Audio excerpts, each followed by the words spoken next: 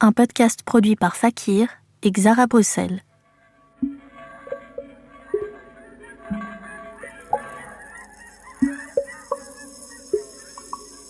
Le monde de la musique peut sembler attrayant de l'extérieur, mais froid et hostile quand on s'y aventure sans équipement.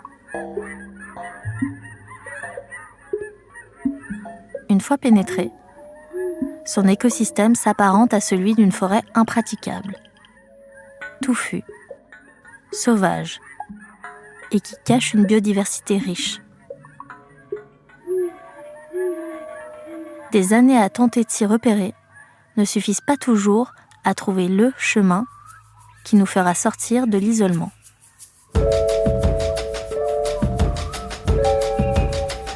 Bonjour chers auditeurs, je suis Nastasia et vous écoutez Eye of a Tiger, un guide de survie pour tout musicien et musicienne qui cherche sa place dans le paysage musical belge. J'ai récolté le témoignage d'artistes dans leur nid et les conseils de professionnels depuis leur repère. Toutes et tous ont bien voulu partager leurs expériences, leurs regards sur ce milieu changeant et incroyablement diversifié. Nous allons ensemble défricher cette taïga le temps de 4 épisodes. Saison 1, vous n'êtes pas seul. Après l'excitation des concerts, du réseautage, viennent les questionnements et les doutes. Est-ce que je dois cumuler les projets musicaux pour m'en sortir ? Quelle somme je dois investir pour me lancer et pour combien de temps ? Est-ce que je dois privilégier les petites formations pour être mieux payé ? Conscient ou non, l'artiste doit élaborer des stratégies, faire des choix et construire son propre chemin en espérant qu'aucun accro n'arrivera sur sa route entre-temps. Finalement, Yael se crée presque son métier de toute pièce, en assemblant son identité visuelle, musicale, scénique, sans savoir si le public y sera réceptif ou non.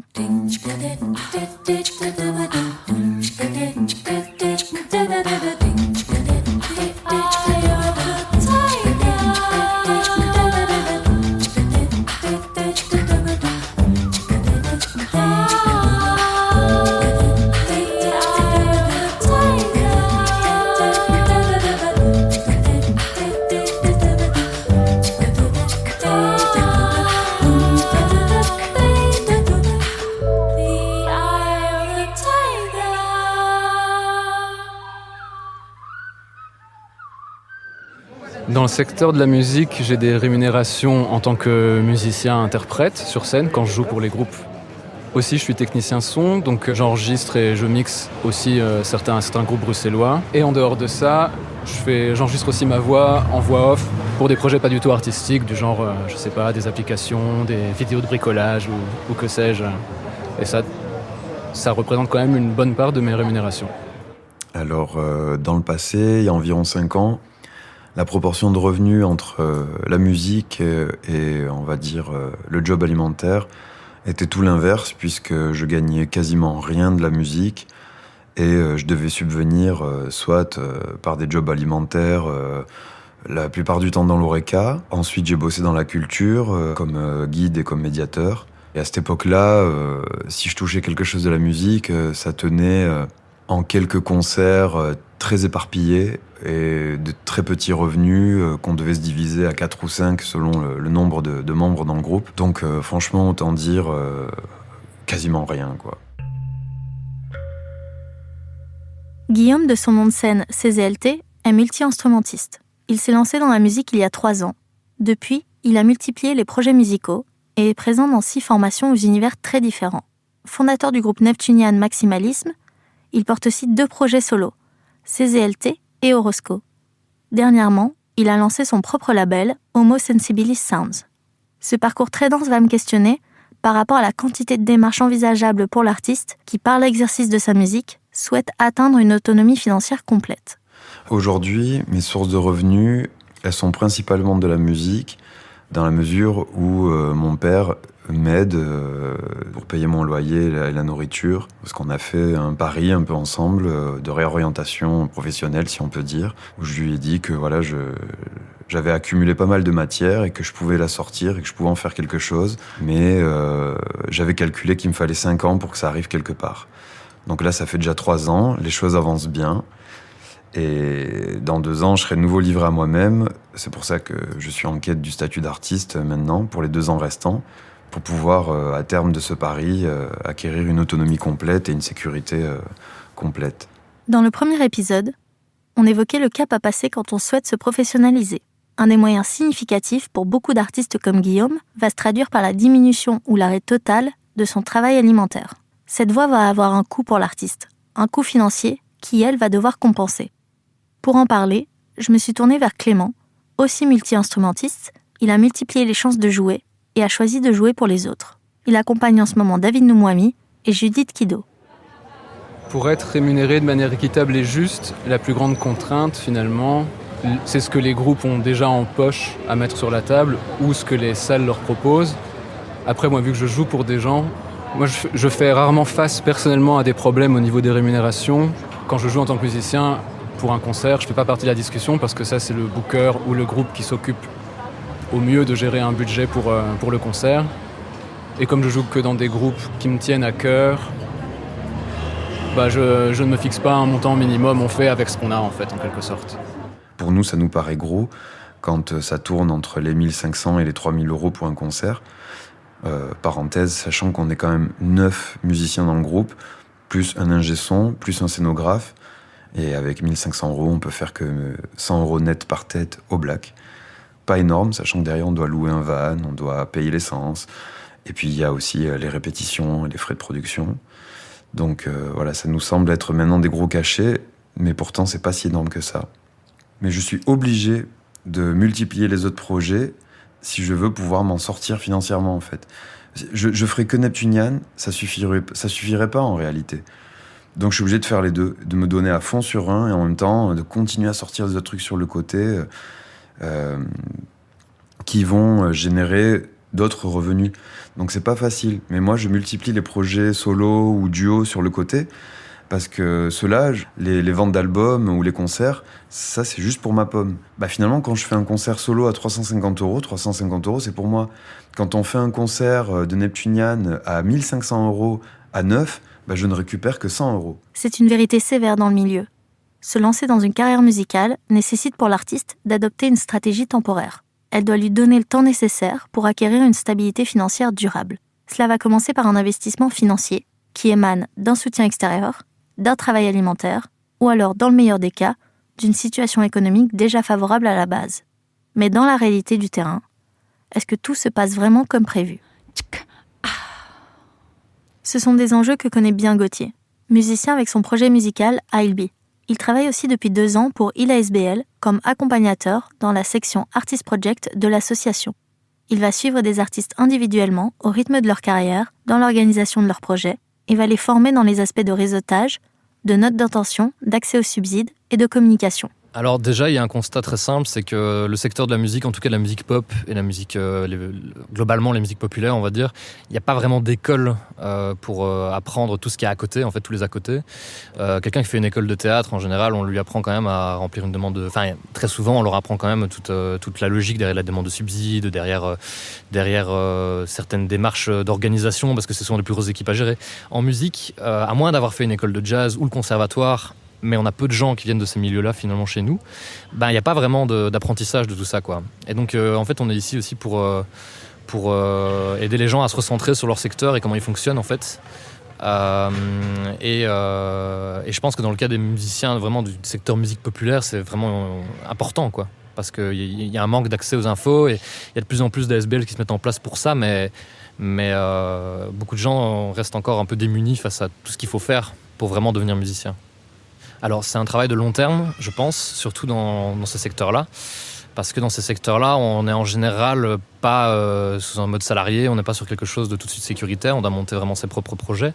Et donc je dirais qu'il faut faire preuve de patience et de résilience et d'organisation financière aussi, parce qu'au début, très souvent, on est obligé de beaucoup d'investir de l'argent au début d'un projet avant de pouvoir vraiment rééquilibrer la balance. Et avant de vraiment pouvoir être en bénéfice. Et c'est un peu ça le souci, c'est que les premiers revenus d'un artiste, en général, surtout dans la musique, donc les premiers cachets de concert, par exemple, des trucs comme ça, sont souvent à petite hauteur. Et donc souvent, c'est aussi payant RPI au début. c'est pas tout de suite des gros cachets, et donc du coup il faut impérativement souvent les réinvestir parce que ça coûte aussi de l'argent de faire de la bonne musique. C'est une des principales choses à garder en tête en fait, c'est que ça va prendre du temps déjà de rééquilibrer la courbe et d'être vraiment en bénéfice sur ces projets artistiques quoi. Je pense que pouvoir en vivre ça passe par plusieurs façons. Une des façons dont les musiciens arrivent à vraiment se stabiliser autour de leur pratique, c'est le statut d'artiste, mais pour y accéder ça prend déjà beaucoup de temps, il faut déjà faire beaucoup de contrats, donc ça implique de donner beaucoup d'énergie, de temps et et d'être très organisé, de déjà avoir développé son projet, parce que pour faire beaucoup de contrats, donc c'est-à-dire quand je parle de contrats, je parle pas de RPI, je parle vraiment de contrats déclarés, que ce soit via la Smart ou en tant qu'indépendant, avant d'atteindre suffisamment de contrats pour avoir droit au statut d'artiste, ça prend quand même du temps. Mais c'est une des options pour se stabiliser en tant qu'artiste.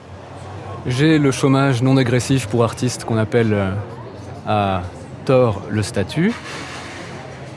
Et je l'ai eu vraiment d'une manière du coup assez originale. C'est que j'ai un ami qui devait faire la musique d'une pièce de théâtre. Il y avait besoin qu'il y ait des musiciens sur scène qui fassent partie de la pièce, donc à la fois des comédiens et des musiciens, mais si on n'avait pas de dialogue. Mais donc j'ai joué dans cette pièce et il se trouve que c'était un projet assez simple, mais qui a reçu des subsides du tax shelter, ce qui fait que ça a permis un confort de travail incroyable. On a travaillé jusqu'à, il me semble, 2 ou 3 mois de mise en place du spectacle, de répétition, puis 2 semaines de performance au Théâtre Varia. Et tout ça, on était payé chaque jour. Ce qui est un truc qui n'arrive que dans des grosses productions. Quand tu joues pour un gros artiste, en musique je veux dire, ça n'arrive que dans des grosses productions. Si tu joues pour un grand artiste, tu as des répétitions payées, ce genre de choses. Mais moi, c'est la première fois que j'avais ça. Et donc grâce à cet engagement de 3 mois aidé, ça m'a permis d'assurer un très grand pourcentage des contrats à faire pour atteindre ce chômage, statut. Depuis que je l'ai, j'ai pas privilégié des projets plus que d'autres, pas plus qu'avant je pense. Ça m'a permis de souffler un petit peu et de me dire que je pouvais aussi prendre un peu de temps pour écrire de la musique de mon côté. Mais je ne me suis pas dit, ok stop, maintenant je chill, j'arrête. De toute façon, j'avais déjà ces 2 groupes avant dont je parlais et d'autres, donc ceux-là continuent quoi qu'il arrive et tant mieux. Je pense que, assez paradoxalement, c'est plutôt des voix off très mal payées, où maintenant celles-ci je les refuse. Mais par contre, les concerts très mal payés, je me suis dit que je m'engageais dans ces groupes un peu pour les aider à se développer. Donc j'assume qu'il y ait des contrats des fois, qu'il y ait des cachets pas incroyables. Et on a des manières de fonctionner assez différentes d'un groupe à l'autre. Il y a des groupes qui décident que pour chaque concert, ils atteignent un budget et ils divisent par le nombre de musiciens. Il y en a d'autres où on se dit, plutôt on va se donner le cachet minimum qu'on puisse se faire pour être dans la légalité. Et que du coup, l'argent va être un peu amassé dans la caisse commune du groupe pour que ça puisse servir à d'autres choses. Donc il faut un peu jongler entre ça. Mais clairement, on n'est pas sur des cachets en or. Et aussi, dès qu'on est... Au plus de musiciens on est, au plus c'est compliqué. L'artiste a généralement un profil atypique, dans la mesure où ses conditions de travail sont précaires et instables. Beaucoup vont exercer différentes activités, multiplier les emplois heureuses et avoir des revenus irréguliers et aléatoires. Donc pour se rémunérer, l'artiste devra s'insérer dans un des statuts sociaux légaux proposés par le système belge. Ici, je ne vais pas rentrer dans la complexité administrative avec les bureaux sociaux d'artistes, la commission artiste ou l'ONEM. Mais vous retrouverez toutes ces informations dans le dossier disponible dans la description de l'épisode, car chaque épisode est accompagné d'un dossier complet où sont justement mis en lumière les éléments clés abordés.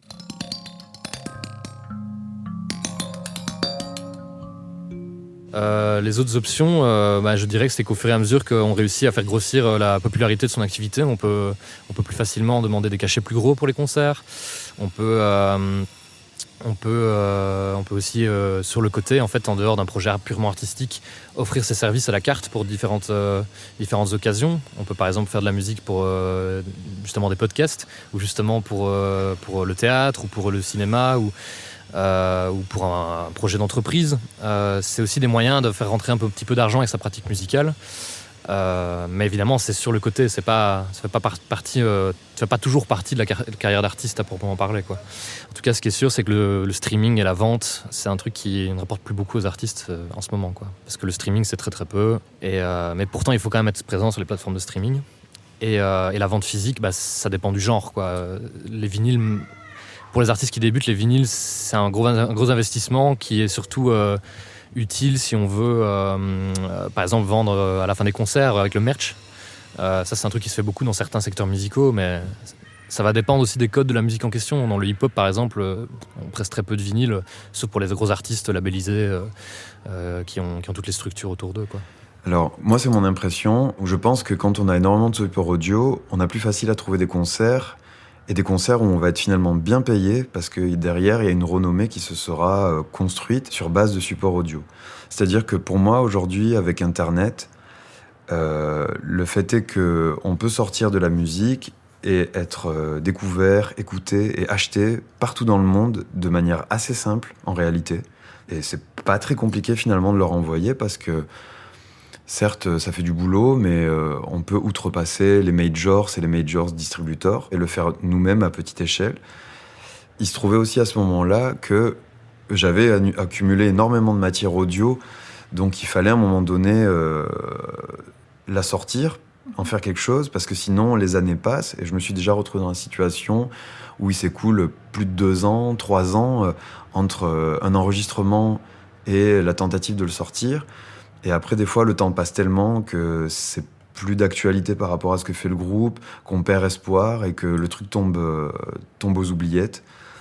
Et en fait, ça, c'est pas possible. Il faut pas se laisser avoir par ça. Donc, c'était nécessaire de s'adresser à un label parce que les labels ont la capacité à financer le pressage et la production de l'album, ce qui est rarement le cas de la part des musiciens, à moins qu'ils aient sur le côté un job qui leur apporte pas mal d'argent pour pouvoir s'autofinancer une sortie, mais c'est rare. Et il reste toujours un deuxième problème, c'est la question du réseau et de la distribution, c'est-à-dire que c'est aussi le travail du label, que d'avoir des contacts avec la presse, que d'avoir des contacts avec les réseaux de distribution. Et ça, quand on sort quelque chose soi-même en autoproduction, c'est pas un carnet d'adresses qu'on a forcément, et donc si tu fais pas beaucoup de concerts, comment tu vas écouler ton stock de 200 ou 500 vinyles ? Lors des précédents épisodes, j'ai évoqué la réalité des agences de management et de booking en Fédération Wallonie-Bruxelles. Pour ce 3e volet, c'est sur les labels que je me suis penchée. Toujours grâce au site Intégral de la musique, ou IDLM, j'ai pu compter pas moins de 200 agences de production sonore et de distribution sur le territoire. Signer avec un label est un des contrats les plus importants pour l'artiste. C'est le moment où seront discutées les conditions de cession d'une œuvre musicale, et de si l'artiste s'engage dans un contrat d'artiste ou un contrat de licence exclusive. Vous retrouverez ces notions développées dans le dossier écrit.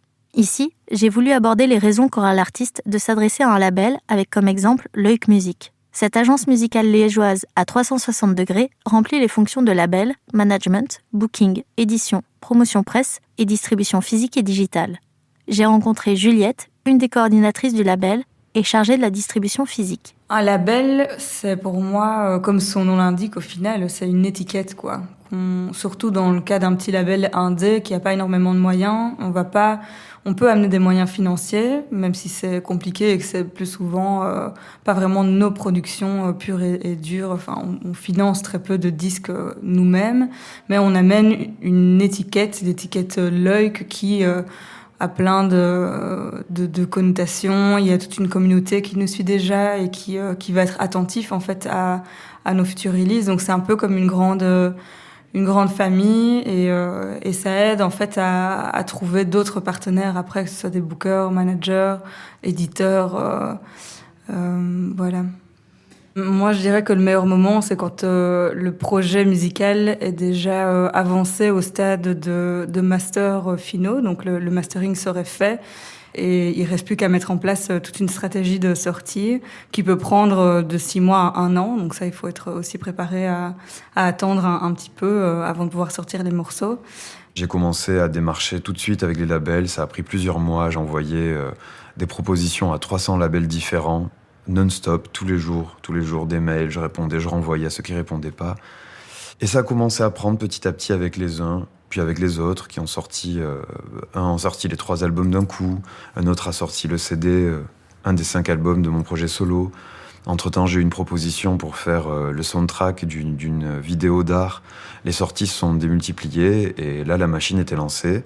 De mon expérience, essayer de jouer un maximum et de se construire un entourage avant d'à tout prix vouloir trouver un label. Parce que le mot se passe entre professionnels et la curiosité, c'est un peu comme une traînée de poudre, quoi. Quand il y a un groupe à voir, on est au courant et c'est un peu comme ça que ça se fait. Et nous, notre sélection d'artistes, elle se fait assez naturellement. On repère beaucoup des groupes avec qui on veut travailler dans des événements de tremplin, par exemple au concours circuit ici en FWB et ailleurs en Europe, je pense au Printemps de Bourges. C'est quand même assez rare qu'on nous envoie quelque chose et que on sélectionne un artiste sur cette base-là, malheureusement, parce qu'en fait, on n'a pas de place et qu'on a déjà beaucoup de travail comme ça. Et c'est plutôt nous qui allons repérer des groupes avec qui on veut travailler. J'ai envie de dire que les artistes qu'on accompagne et qui se développent le plus, c'est ceux qui mettent énormément de temps dans le projet. Et donc, c'est pas forcément lié à s'ils ont le statut, s'ils travaillent à temps plein à côté, mais plutôt la proactivité et le fait d'être moteur pour leur projet. Où nous, en tant que professionnels de l'accompagnement, on manque aussi de temps, forcément, et de moyens un peu pour être moteur et donner l'impulsion dans toutes les phases du projet. Donc ça aide énormément quand les artistes sont eux-mêmes vraiment présents et travaillent pour développer le projet musical.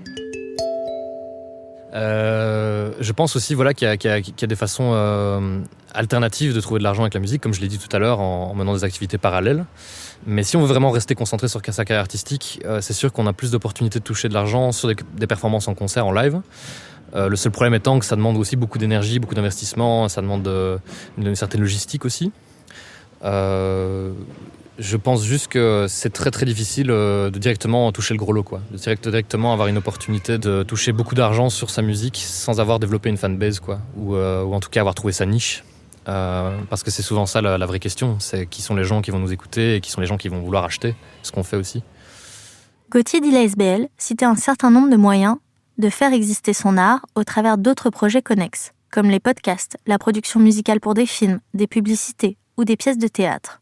L'ASBL Sismo a justement articulé son projet collectif autour d'un concept, la composition musicale instantanée. Il sera décliné en 3 pôles d'activité, la production de concerts, d'ateliers et de stages. L'association réunit une vingtaine de musiciens-musiciennes, de chanteuses et percussionnistes, dont Augustin. Fondateur de l'ASBL, il est aussi directeur artistique et pédagogue pour les ateliers et stages. Pour moi, c'est naturel, si tu veux, de pas avoir plein d'autres projets, quoi, d'en avoir que un. Et en fait, c'est plein de projets à l'intérieur d'un seul. Donc, Sismo, c'est en effet un espèce d'écosystème dans lequel il y a en effet ce collectif principal avec ses grands concerts, hein, principalement les productions de soirée, et puis les concerts qu'on joue en festival ou ailleurs. Et puis, il y a d'autres projets qui sont nés, mais qui sont toujours, dont, pour moi, quelque part, c'est toujours le même projet, au sens où c'est toujours la même direction artistique. Donc je n'ai qu'un seul projet, qu'une seule direction artistique, avec des spécificités dans différents spectacles. Mais donc on a créé d'autres spectacles, jeune public, on a créé tout le programme pédagogique, mais tout ça c'est toujours autour de la même chose, la composition instantanée avec un langage gestuel. Et moi c'est ça ma spécialité. Donc quel que soit le projet, quelque part, la déclinaison en tout cas de projet, mais je suis toujours dans le même univers, quoi. C'est un projet qui n'est pas subsidié, donc par la force des choses, voilà, ça ne veut pas dire qu'on a refusé les subsides, hein, mais on y a eu assez peu accès jusqu'à aujourd'hui, en tout cas. Ce qui veut dire que nous, on a construit des activités dont on savait qu'elles allaient pouvoir nous rémunérer, parfois avec de la prévisibilité. Mais il y a les projets créatifs qu'on crée parce qu'on en a fondamentalement envie, hein, comme quand on crée un groupe ou quand on commence à composer de la musique, on ne se demande pas si on va pouvoir gagner sa vie avec. Et puis il y a les projets chez nous qui sont plus fondateurs en termes de revenus, de ressources financières, c'est les projets pédagogiques et notamment les inscriptions de nos élèves à l'année, quoi. Donc ça, c'est notre seule véritable base en fait de prévision, c'est qu'on peut estimer sur base de combien d'élèves on en avait l'année passée, combien on pourrait en avoir l'année prochaine et qu'est-ce que ça nous fait comme base de revenus. C'est ça qui paye nos salaires. Donc ça, c'est notre base, c'est notre sécurité. Et puis après, les projets de production ou de création sont toujours sujet à l'incertitude que connaissent les autres musiciens avec leurs projets, quoi. Mettre en place son projet musical va demander à l'artiste de planifier un certain nombre d'aspects. La communication, la promotion, les ressources nécessaires, les coûts financiers ou le temps imparti. Un moyen de réduire les zones d'incertitude qui peuvent faire défaut à sa carrière. On rattache souvent ce comportement d'anticipation à une représentation, celle de l'artiste entrepreneur, entrepreneuse. Une notion souvent connotée négativement, car l'entrepreneureuse va originellement être celle qui dirige une entreprise. Et elle transforme une idée en projet concret avec un plan d'action et des stratégies d'application. Cette démarche a pour seul but de rendre ce projet rentable et viable dans le temps en attirant la clientèle visée. Dans le cas du secteur de la musique, c'est un public que l'artiste va toucher. Tout comme les autres secteurs, le milieu artistique est lui aussi dépendant de contraintes économiques dont l'artiste ne peut se soustraire. Si elle doit jouer le jeu de la rentabilité économique, comment éviter que l'artiste soit réduite à un simple produit? Gauthier d'ILA-SBL a voulu nous en dire plus. Entrepreneur dans le sens être capable de budgétiser, être capable d'aller chercher des fonds là où il y en a, pour éviter d'investir ses fonds propres éternellement, quoi. Parce qu'on peut le faire à des petites hauteurs au début quand on doit commencer un projet, mais éternellement, c'est pas viable. C'est peut-être un peu bizarre à dire, mais première chose à laquelle il faut faire attention, c'est que même si on développe un esprit d'entrepreneur, il faut rester totalement éthique par rapport à ce qu'on fait artistiquement. Parce que quand on suit trop l'esprit d'entrepreneur, on finit par négliger l'artistique en fait aussi. Et donc on pourrait tout à fait se retrouver avec un artiste dont on va dire le produit culturel, vraiment la musique, je vais pas dire se dégrade, mais change du tout au tout dans une direction étrange parce que le focus n'est plus sur l'artistique chez la personne, quoi. Donc déjà, il faut faire attention à ça. Mais on n'a pas pensé du tout modèle économique au début, si ce n'est que on voulait être producteur de nos concerts. Donc oui, ça c'est un bon début de modèle économique, puis ça voulait dire qu'on allait déjà se mettre différents métiers sur le dos, pas juste celui de jouer, mais celui d'organiser, de communiquer, de produire et tout ça. Et puis ce qu'on essaye de faire, nous, c'est d'être des bons capteurs de signaux, quoi. Donc ça veut dire que on est alerte à ce qui se passe autour de nous, et on est plusieurs aussi. Ça veut dire qu'on est plusieurs capteurs de signaux, et que sur base des signaux qu'on capte, on se lance dans les directions dans lesquelles on sent qu'il y a même pas du potentiel économique, mais en tout cas un intérêt, une envie de travailler. C'est comme ça qu'on a développé les différentes choses. Mais souvent, c'est par pure impulsion créative, envie de développer un jeu, comme on l'a fait pour le spectacle jeune public Sismo Game, avec une intuition plutôt qui aurait une demande ou des débouchés, ou en tout cas la possibilité de le jouer, mais c'est très intuitif, quoi. Donc il n'y a pas chez nous de modèle économique anticipé, en tout cas. Donc pour ce qui est de Sismo, en général, on fonctionne plutôt à l'envie, quoi. Alors forcément, on doit pouvoir rémunérer tout le monde, donc déjà ça fixe un plancher en dessous duquel non, on descend pas, ou à de très rares exceptions. Quand on descend, en général, on considère que ça vaut la peine pour nous d'investir dans le projet. Mais donc une chose importante chez nous, c'est que tous les musiciens sont payés le même salaire, quel que soit le concert, qu'il soit bien vendu ou pas bien vendu. Donc quand nous, on décide de faire un projet pour lequel il n'y a qu'un budget de 1 000 €, par exemple, et que ça couvre même pas la moitié de nos frais minimum, on va quand même rémunérer les musiciens au tarif habituel. Bah écoute, est-ce que l'artiste doit être un entrepreneur aussi ? Moi, par rapport à cette question-là, j'ai la sensation que c'est pas qu'il doit l'être, c'est qu'on est dans une époque qui pousse à ça. Parce que, t'as un peu le mythe des années 70-80 de cet artiste maudit, inconnu, que personne ne connaît, et d'un riche producteur qui tombe dessus et qui se dit « je vais le signer ». Et ça, c'est un truc qui n'existe plus aujourd'hui parce que simplement l'offre musicale est trop grosse, il y a beaucoup trop de monde qui fait de la musique. En plus, les moyens pour faire de la musique se sont démocratisés. Maintenant, n'importe qui peut vraiment avoir accès à ça, et c'est vraiment tant mieux, c'est super. Le seul problème de tout ça, c'est que forcément, il faut encore plus se démarquer, il faut encore plus exister aux yeux des pros. Et donc du coup, en fait, qui dit exister aux yeux des pros, dit avoir une présence en ligne plus forte, avoir déjà fait des plans plus ambitieux par soi-même, mettons un clip, avoir réussi à faire des trucs qui puissent impressionner déjà par soi-même, avec ses propres moyens. Je dirais pas que c'est obligatoire, je dirais que c'est au moins obligatoire pour être capable de s'entourer, quoi, à l'heure actuelle. Parce que, encore une fois, si on n'a pas les compétences pour faire quelque chose, on peut y pallier en travaillant avec des gens.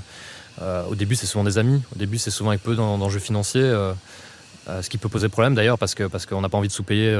Si nous-mêmes, on n'a pas envie d'être sous-payés, on n'a pas envie de sous-payer nos amis aussi. Mais au début, c'est comme ça que ça se passe, quoi, très souvent. Et je pense que ne serait-ce que pour rassembler une équipe autour de soi, ça demande déjà d'avoir un esprit plus entrepreneurial, et que je sais pas si c'est malheureux, mais que la figure de l'artiste maudit en musique, aujourd'hui, ça peut être une forme de... Ça peut être une figure, un peu régressive. Enfin, pas régressive, mais c'est pas une figure qui en ce moment pousse à aller chercher les bonnes opportunités, quoi.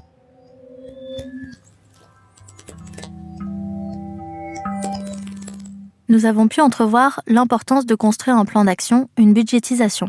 Malgré tout, pour beaucoup d'artistes, une rémunération juste et équitable prend la forme d'une chimère. Surtout quand on sait qu'au début de sa carrière, l'artiste n'est pas formé ou préparé à affronter cette charge administrative qui prend finalement le pas sur tout le reste.